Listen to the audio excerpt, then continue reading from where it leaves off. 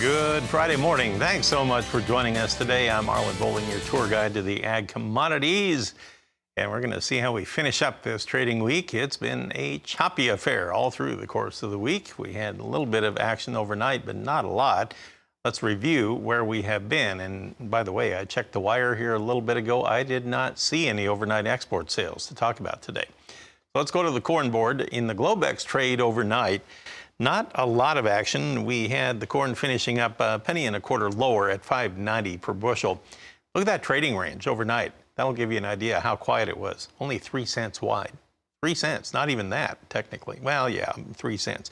Let's look at soybeans. Overnight, we had the January contract closing a half-cent lower at 12.76 3/4.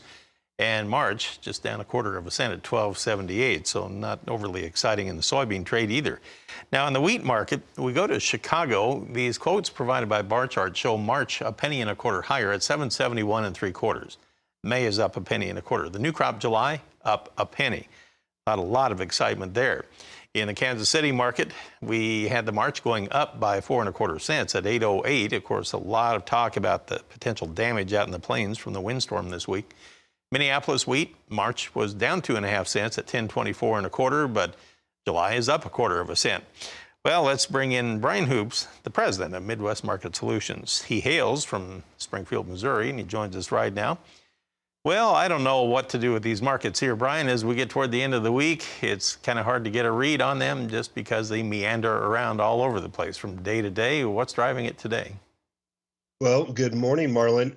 Not often that you miss out on export sales, but there was a couple of sale announcements this morning. We should point out to the listeners, 33,000 bean oil sold to India and 132,000 soybeans sold to China announced this morning. So that should be a little supportive to both bean oil and to soybeans. This is our first sale this week of soybeans to anyone. So it's good to see that we're still making some sales. I think the weather that we've been talking about on your program starting to attract a little bit more attention. We broke out to new highs technically yesterday for the move in the soybeans.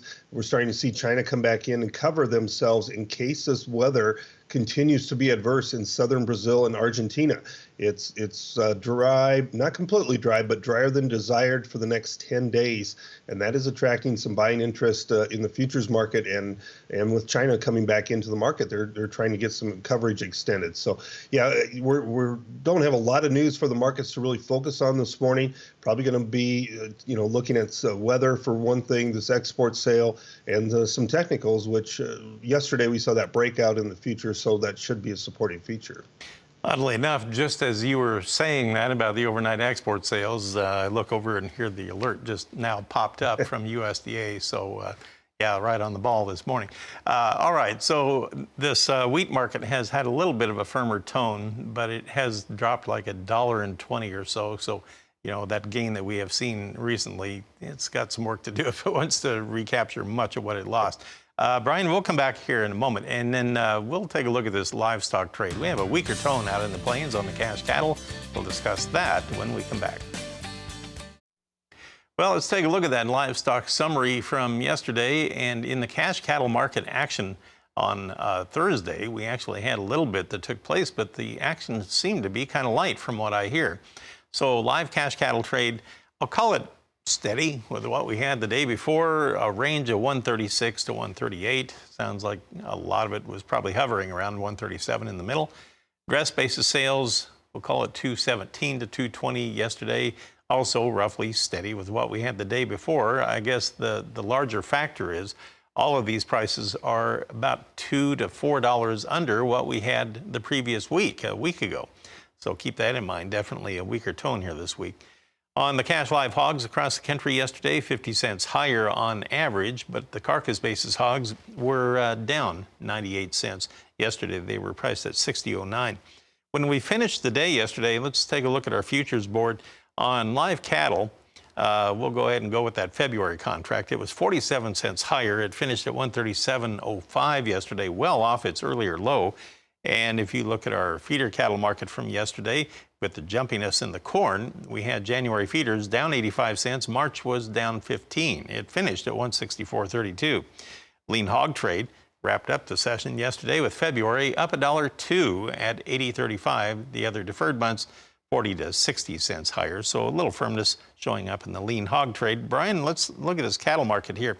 The cash cattle trade, from what I see, we were talking about how it was 136 to 138 yesterday. The movement seemed pretty light, and I just wondered how much is left to be sold today, or do you think that's it for this week? I think we'll just have some cleanup trade today. Most of our trade has been done already, and it's been a very low volume or moderate volume, I should say, cash cattle type trade.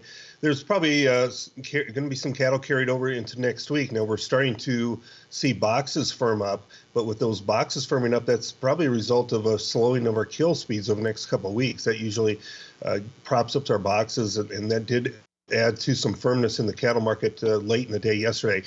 So we did have higher boxes last night, probably going to give us a little bit of a start here, or firmer start in the cattle complex this morning. Upside, I think, is probably limited from ideas that the cash trade next week is going to be steady to another softer tone because of the holidays. So I think we need to get past these holidays before we can really start to see cash cattle trade firm up. But likely the boxes and packer margin is going to increase over the next several trading sessions due to the slowing kill speeds. Okay, well, thanks for explaining that. I appreciate it. Brian Hoops is with Midwest Market Solutions. He's in Springfield, Missouri. Janet, at the bottom of the hour, we'll get the trade underway.